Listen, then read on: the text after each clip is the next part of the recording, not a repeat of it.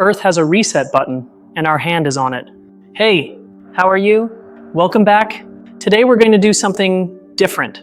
We're going to talk about death. Not yours, not mine, but ours. As a species. Because let's be honest, the question isn't if the Earth can end us, the question is how it will choose to do it. And to understand that, we're going on a journey, a descent through 5 levels of knowledge. I promise you, when we reach the bottom, you won't see our planet or ourselves the same way. Ready for the descent? Level 1, the surface everyone knows. Come on, let's start with the easy stuff, what we've all seen in movies. The MVP of extinctions, the asteroid. You know the story. A rock the size of Mount Everest crashes into Earth, boom, and goodbye dinosaurs. It's the most iconic image of the end of the world, the cosmic punch that reminds us the universe sometimes plays bowling with planets. Then there's the other big newsmaker, climate change. But don't think of boring graphs, think of your daily life. Do you feel like summers are more extreme? That storms are crazier? That's it. Climate isn't just the weather forecast, it's the planet's operating system. And when that system becomes unstable, it's like trying to play a video game that keeps lagging until finally the screen freezes. And of course, we can't forget volcanoes.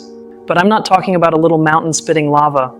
Imagine this, 250 million years ago in what is now Siberia, the Earth tore itself open. It wasn't an eruption, it was an open wound the size of a country, bleeding lava for a million years. A million years.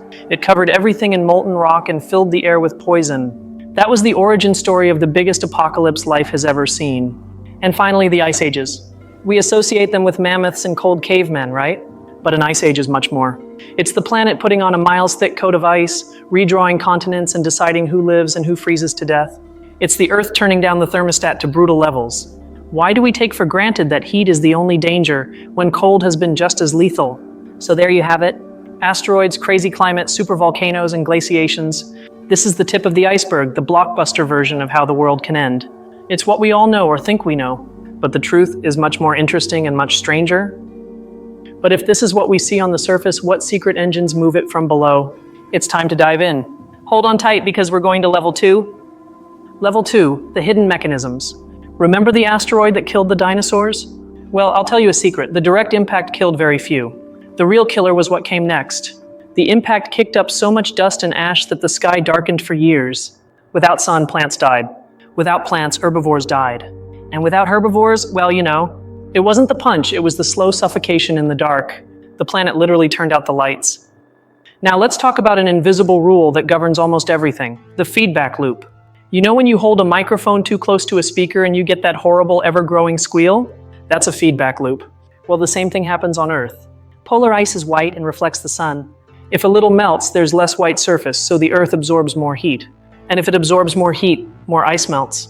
And so the squeal gets louder and louder until the system bursts. There's another fascinating thing, a factory error in our brain called normality bias. It's the little voice that tells you, relax, nothing has ever happened, so it won't happen now. It's why people build houses next to a volcano that has been dormant for 200 years thinking, bah, it won't hit me. This bias is a survival mechanism to keep us from going crazy with anxiety, but in the face of slow, massive threats, it's our worst enemy. And look at this story. Billions of years ago, life on Earth didn't need oxygen. In fact, it was poisonous to it. But then, microbes called cyanobacteria invented photosynthesis. They began to breathe in carbon dioxide and expel oxygen as waste. They were polluting the planet with oxygen. This toxic gas filled the atmosphere and caused the first great mass extinction, annihilating almost all life that didn't know how to process it. We exist thanks to the greatest pollution event in history. And here comes the heavy part. All these death mechanisms actually solved a problem. A mass extinction, however brutal, is like a forest fire. It burns the old, stagnant forest, and from the ashes, new and different life sprouts. Without the extinction of the dinosaurs, we mammals would never have been more than scared little shrews. Extinctions are the evolutionary reset button that allows new opportunities to arise. We are the result of one of those resets.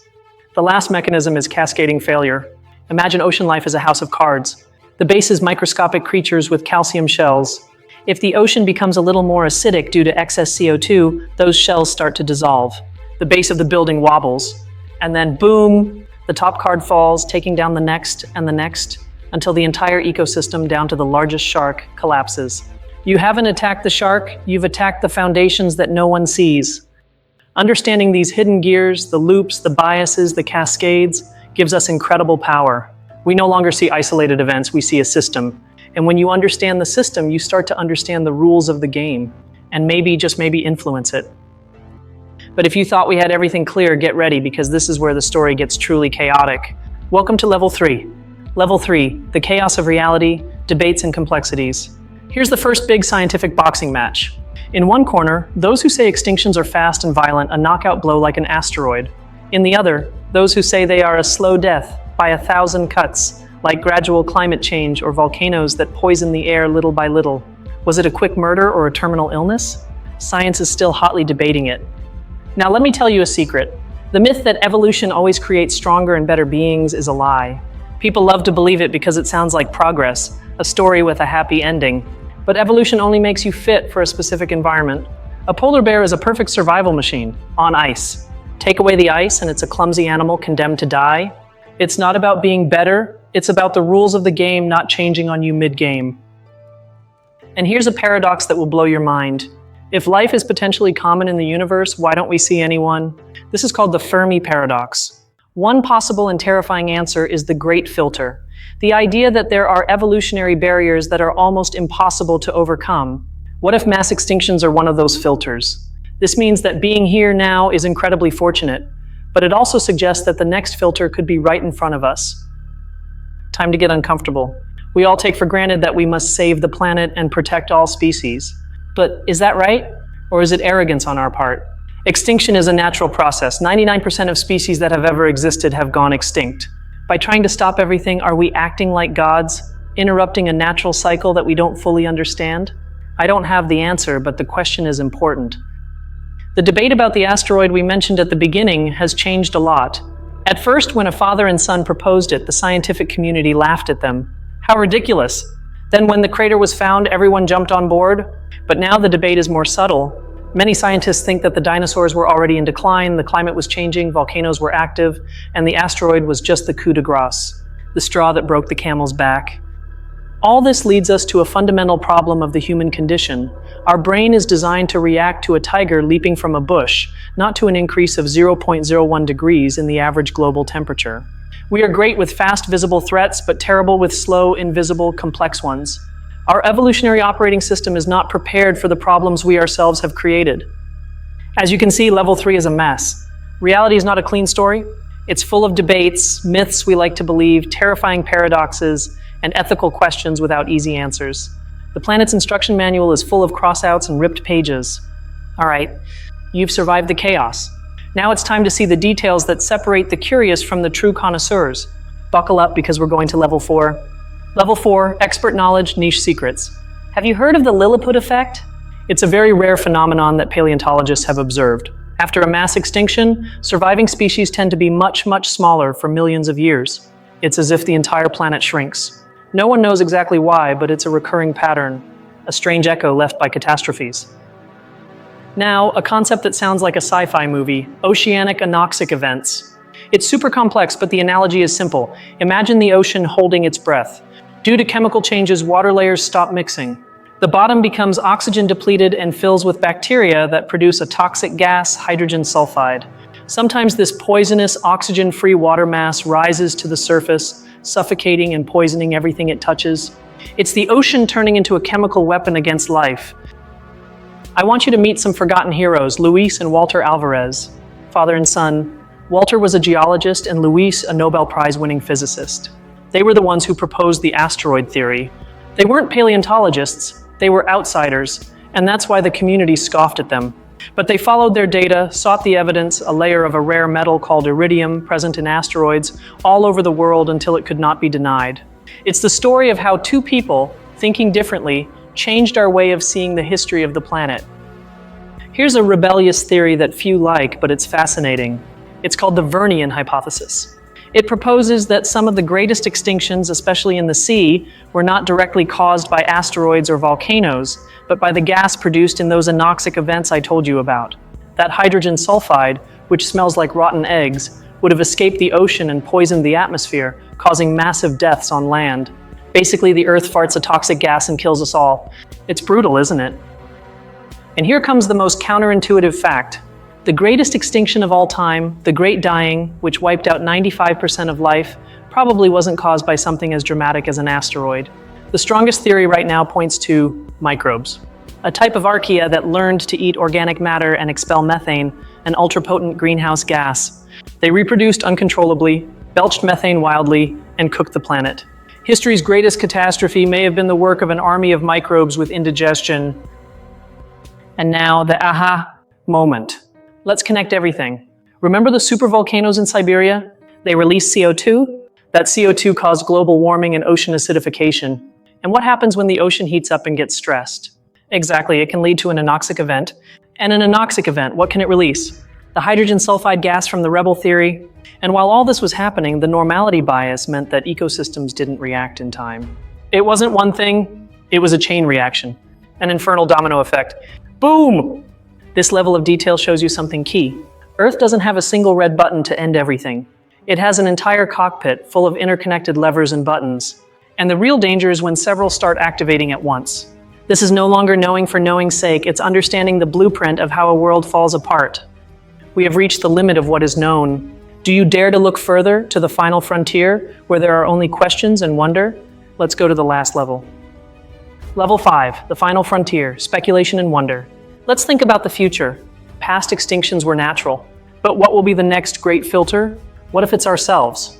What if the next mass extinction event doesn't come from space or underground, but from our laboratories?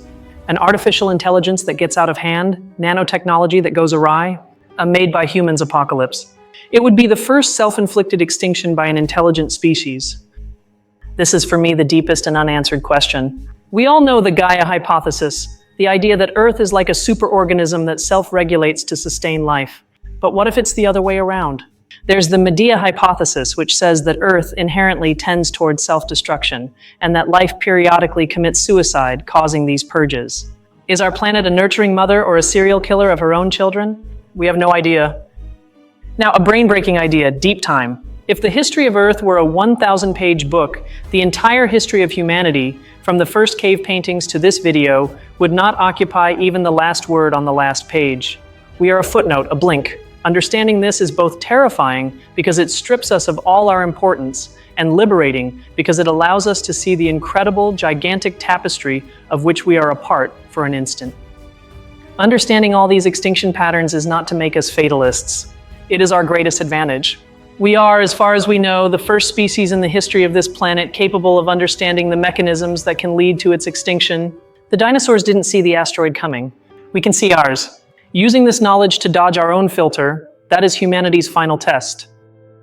And I leave you with the most provocative idea. What if the greatest danger is not a meteorite, nor a volcano, nor even a virus, but our own success? Our intelligence has allowed us to dominate the planet like no other species. We consume, we build, we alter. What if there is a cosmic law that says any species that becomes too intelligent and powerful inevitably consumes its environment to the point of collapse? What if success is the great filter? What if being smart is, in the long run, a death sentence? The journey has ended. We have descended 5 levels. From a rock falling from the sky to the idea that our own intelligence can be our downfall. Now, with this new and dizzying perspective, it's time to return to the surface and contemplate the full picture. Remember how we started?